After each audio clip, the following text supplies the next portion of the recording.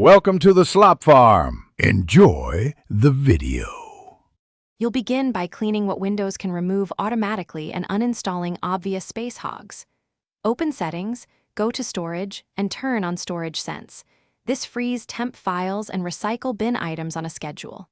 Next, review installed apps and sort by size to remove large, unused programs or games.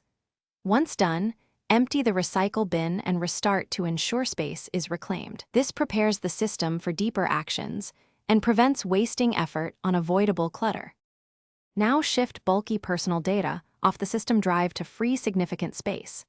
Move documents, pictures, videos to an external HDD/SSD or OneDrive. Make sure synchronization settings are correct so files aren't duplicated. Then change default save locations in advanced storage settings to keep new files off C. If you need local access, use NTFS compression on folders.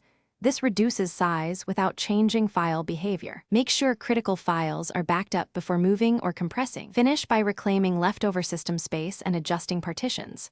Run disk cleanup, choose cleanup system files to remove old Windows updates, then defragment or optimize the drive if needed.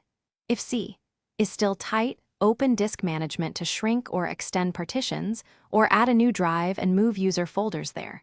Make sure to create a restore point before resizing partitions. If something goes wrong, restore the point, re-enable backups, and verify disk health with CHKDSK to troubleshoot issues.